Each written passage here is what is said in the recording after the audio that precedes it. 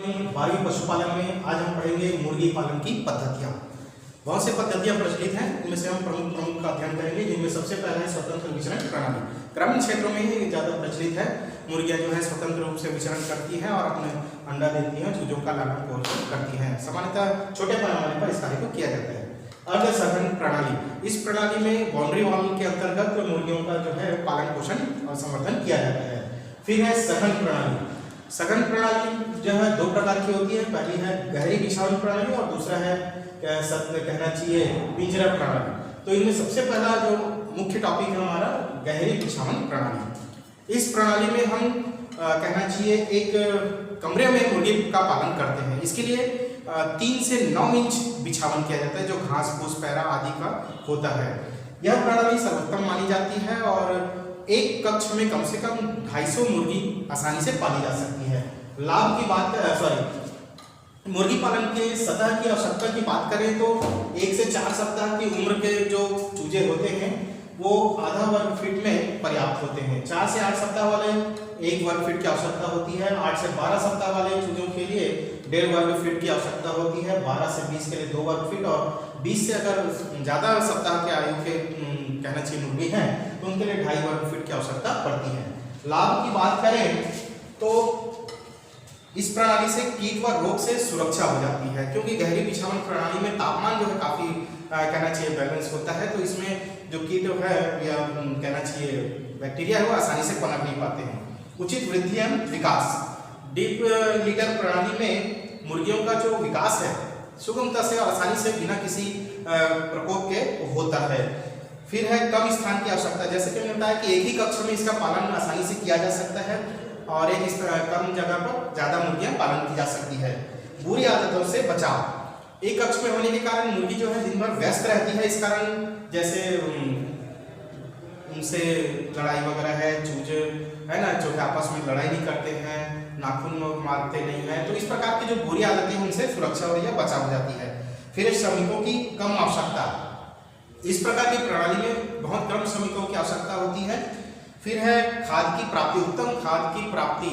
ये जो गहरी बिछावन प्रणाली हम के अंतर्गत जो बिछावन लगाते हैं वो एक प्रकार की खाद होती है और इसका जो चेंजेस है 6 से 12 महीने में एक बार किया जाता है, जो कि सर्वोत्तम क्वालिटी का खाद होता है। जो खाद गोबर खाद हम कहते हैं है ना लेते हैं फसलों के लिए, उससे भी ज्यादा पोषक तत्व ऐसे खादों में पर्याप्त मात्रा में पाया जाता है। कुछ हानियां भी हैं इनमें, जैसे विटामिन डी की कमी। एक कक्ष में इनका पालन करने के कारण में धूप जो है आसानी से सुगमता से प्राप्त नहीं हो पाती, जिससे विटामिन डी की कमी हो जाती है। शीतोष्ण जलवायु में इसको अपनाने में काफी खर्च अधिक रहता है। जहाँ पर जैसे कुछ यूरोपीय देश जहाँ पर ठंडी जलवायु होती है, ऐसे ही जगहों पर ये जो प्रणाली है थोड़ी सी कहना चाहिए इनका स्तर कम होता है। तीसरा मल में उपस्थित जीवाणु परजीवी शरीर में पहुंच जाते हैं।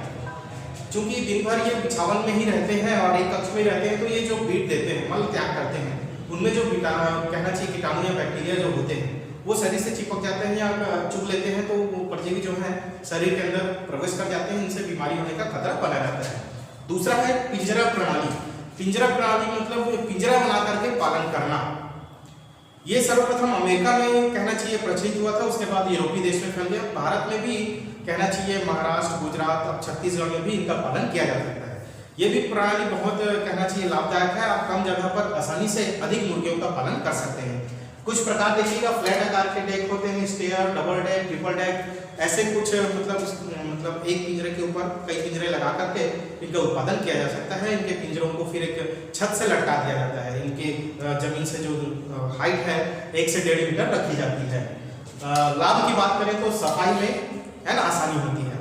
पिंजरा में कहना चाहिए बीट के लिए ट्रे रखा जाता है, तो मुर्गियां जो बीट करती हैं ट्रे के माध्यम से आसानी से साफ सफाई की जा सकती है।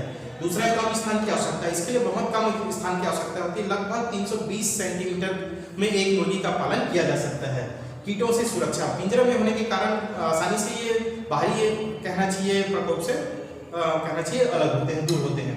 छटाई में सुविधा, पिंजरा होने के कारण आपको छटाई करने में इसकी सुविधा होती है कि जो भी मुर्गियों की अच्छे नस्लों की अगर तो मुर्गियों की छटाई करनी है, मुर्गों की छटाई करनी है, तो इस प्रणाली में काफी सुविधा होती है। श्रम की भी काफी आवश्यकता कम होती है, पिंजरा होता है, पिंजरे में ही सब कुछ कहना चाहिए इनको दाना पानी चुगते हैं, तो एक ही श्रमिक के द्वारा बहुत से कार्य किए जा सकते हैं। आहार की बचत, अन्य जो प्रणाली है उसकी अपेक्षा ये 10 ग्राम इसमें कहना चाहिए आहार की बचत की जा सकती है, क्योंकि इसके लिए आहार ट्रे होता है और ट्रे में मुर्गियाँ जो है जब दाना चुगती हैं तो है ना वेस्ट नहीं होता है, तो आहार की अधिक बचत होती है, अधिक उत्पादन। इसमें अंडा जो है काफी उत्पादन होता है, पिंजरे में होने के कारण अंडा जैसे एक पिंजरे से एक अंडा माना जाता है और वो अंडा जैसे देती है वो है ना दूसरे क्षेत्र में डिस्पोजिट आती है, तो अंडा उत्पादन जो है इसमें अधिक होता है।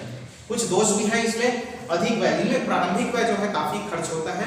जब भी पिंजरा प्रणाली का प्रयोग करते हैं तो सर्वप्रथम कक्ष का निर्माण, वो भी पक्की मकान होनी चाहिए, पिंजरा बनाने में और पिंजरे में जाली लगाने में, ट्रे वगैरह बनाने में काफी खर्च आता है। मौसम का दुष्प्रभाव, इस प्रकार की प्रणाली में मौसम का दुष्प्रभाव काफी होता है, खासकर गर्मी के दिनों में या उष्ण कटिबंधीय क्षेत्र में जो ऐसे जो है पिंजरा प्रणाली कम यूज किया जाता है। कारण क्योंकि बहुत कम जगह में अधिक मुर्गियां रखी जाती हैं और जब मौसम गर्म होता है तो ये जब गर्म हवा छोड़ती हैं तो यह इनके तापमान में वृद्धि होती है, जो कि इनके लिए हानिकारक होता है। अगर पानी का छिड़काव न किया जाए तो मृत्यु भी हो सकती है।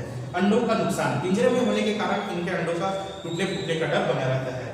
और लास्ट है विटामिन डी की कमी, ये भी कक्ष में ही इनका पालन पोषण किया जाता है जहाँ धूप की सुगमता है ना पर्याप्त नहीं होती है, तो इनमें विटामिन डी की कमी पाई जाती है। धन्यवाद, आज के वीडियो में इतना ही और ये आपका चैप्टर समाप्त होता है।